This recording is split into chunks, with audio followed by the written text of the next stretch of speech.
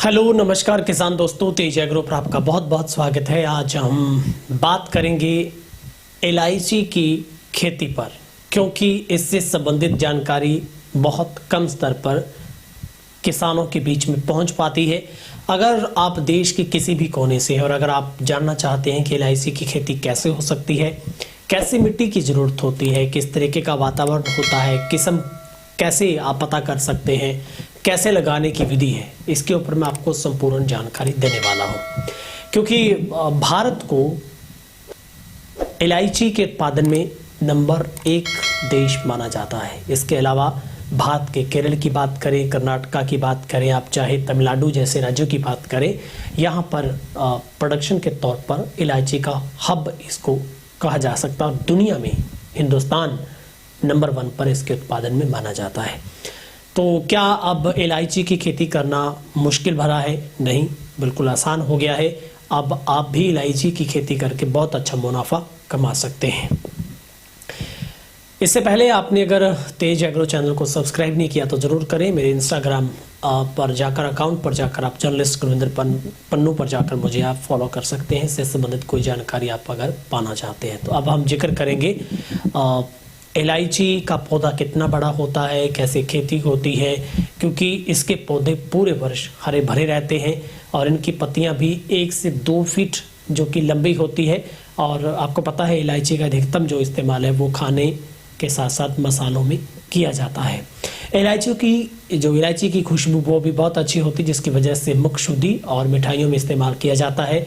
इलायची की खेती से जुड़ी जानकारी अगर आप प्राप्त करना चाहते हैं तो कैसे कर सकते हैं, हम आपको इसके बारे में पूर्ण जानकारी दे रहे हैं। सबसे पहले मैं बताता हूँ कल्टीवेशन कैसे होगी।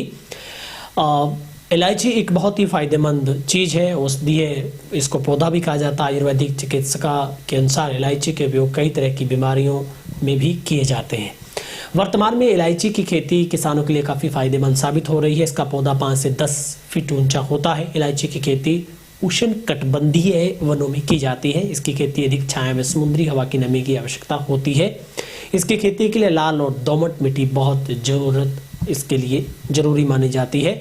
और मुख्य रूप से इलायची 2 तरह की होती है, एक छोटी एक बड़ी। बड़ी इलायची जो कि मसालों में इस्तेमाल होती है, छोटी इलायची जो कि आप खाने के साथ साथ मिठाइयों में और ख़ास तौर पर आप मुख शुद्धिकरण के लिए भी आप करते हैं। मिट्टी का जिक्र कर रहे हैं, दोमट मिट्टी की आवश्यकता होती है। यदि इस तरह की मिट्टी नहीं है तो अच्छे देखरेख में अनेक प्रकार की मिट्टियों में भी इसकी खेती का आप भरपूर इस्तेमाल कर सकते हैं।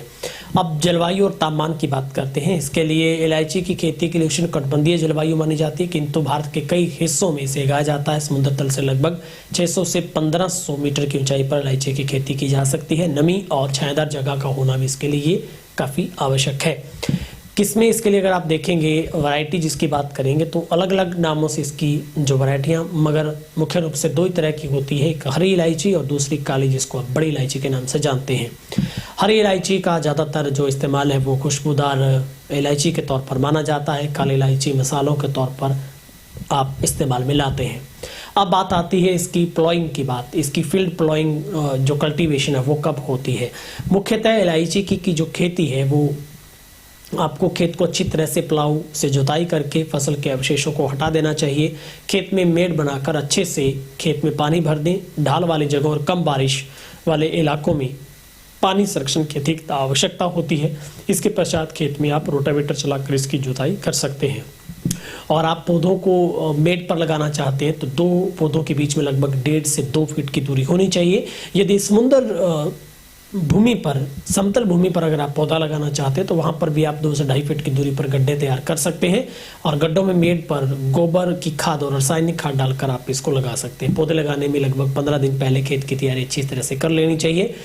पौधा तैयार करने का तरीका, इलायची की खेती पहले उससे पौधों को नर्सरी में तैयार किया जाता है। नर्सरी से पौधों को, बीजों को 10 सेंटीमीटर की दूरी पर लगाया जाता है। बीजों को नर्सरी में लगाने से ट्राइकोडर्मा की उचित मात्रा में उपचारित कर लेना चाहिए।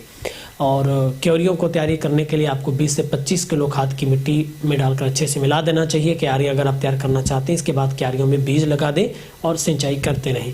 सही समय क्या है इसका? इलायची की खेती में पौधारोपण का जो काम 1 से 2 महीनों में किया जाना चाहिए। बारिश के मौसम में जुलाई महीने के खेतों में उगना चाहिए, जैसे पौधों की सिंचाई की कम जरूरत हो, पौधों के उपज अच्छे से हो। इन पौधों को छायादार जगहों की अधिक आवश्यकता रहती है। प्रत्येक पौधे के मध्य तकरीबन 60 सेंटीमीटर की दूरी आवश्यक है। सिंचाई का तरीका यही है कि आप बारिश हो जल लगाने की ज़रूरत नहीं होती मगर गर्मियों के मौसम में आपको पानी की ज़्यादा आवश्यकता रहती है। अगर आप फर्टिलाइज़र की बात करेंगे तो पहले गड्ढों या मोड़ पर प्रत्येक पौधे के 10 किलो के हिसाब से आप पुरानी गोबर की खाद का इस्तेमाल कर सकते हैं। वर्मी कंपोस्ट खाद का अच्छे से इस्तेमाल कर सकते हैं।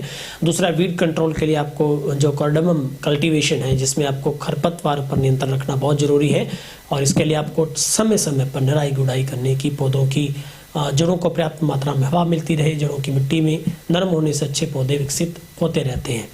अब इसमें रोग मुख्यतः जो लगते हैं वो पौधों में कुछ रोग जिससे फसल को कम नुकसान होता है, इसलिए रोग ना लगे।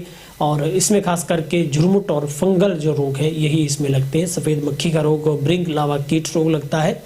और फसल की पैदावार और सफाई भी आपको रखनी होती है। 1 हेक्टेयर में सूखी हुई इलायची की पैदावार लगभग 130 से 150 किलो के आसपास होती है। इलायची का बाजारी भाव है 2000 रुपये प्रति किलो का होता है। किसान एक फसल में तकरीबन 2 से 3 लाख रुपए की कमाई है वो कर सकता है।